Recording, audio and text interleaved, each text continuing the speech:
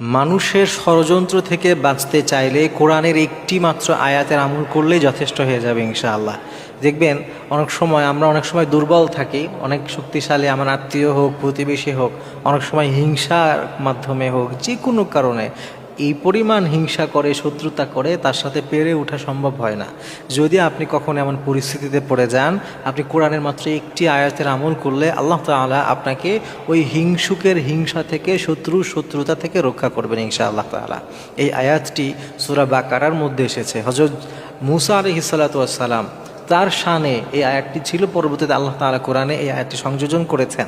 হযরত মূসা আলাইহিস সালামকে যখন বনী ইসরায়েল একটার পর একটা হিংসা, একটার পর একটা তার বিরুদ্ধাচরণ শুরু করেছিল, বিশেষ করে বকরির যে ঘটনাটা সূরা বাকারার মধ্যে এসেছে, যে গরুর যে গাভীর যে ঘটনা আছে, ওই ঘটনার প্রেক্ষিতে যখন হযরত মূসা আলাইহিস সালাম একেবারে অতিষ্ঠ হয়ে গিয়েছিলেন, তখন আল্লাহ তাআলার কাছে তিনি এই দোয়াটি করেছিলেন। সেই দোয়াটায় আল্লাহ তাআলা পবিত্র কালামুল্লাহ মাজিদে সূরা বাকারার ৬৭তম নম্বর আয়াতের মধ্যে জুড়ে দিয়েছেন। সুবহানাল্লাহ।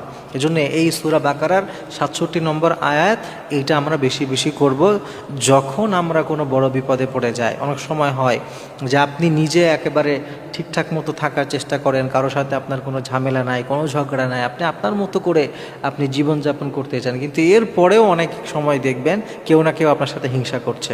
কখনো অফিসের কলিগরা হিংসা করে, কখনো প্রতিবেশী হিংসা করে, কখনো পাশাপাশি দুইজনের দোকান একজন হিংসা করছে, রাস্তাঘাটে চলতে ফিরতে আত্মীয় স্বজনদের মধ্যে অভাব নাই এরকম মানুষ। আমাদের লাইফের প্রত্যেকটা মানুষের লাইফে এমন দু একজন থাকে যারা তাকে হিংসা করে, তার ভালো সহ্য করতে পারে না, দেখতে পারে না, এবং তারা চেষ্টা করে যে কিভাবে আপনাকে দমানো যায়, কি করে আপনাকে নিচে নামানো যায়। এই ধরনের হিংসার মধ্যে যখন আপনি পড়ে যাবেন, তখন সূরা বাকারার ৬৭ নম্বর যে আয়াত আল্লাহ তাআলা দিয়েছেন, এই আয়াতটা আপনি পাঠ করবেন, আউযু বিল্লাহি আন আকুনা মিনাল জাহিলিন।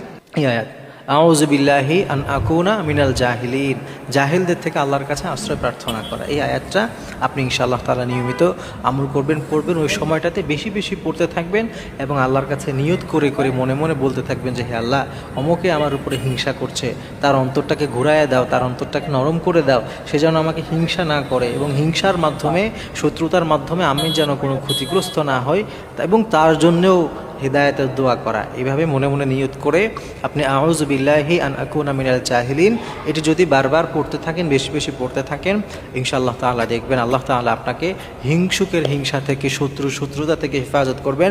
ওই শত্রু যতই বড় পাওয়ারফুল হোক না কেন, আপনার কোনো ক্ষতি করতে পারবে না ইনশাআল্লাহ।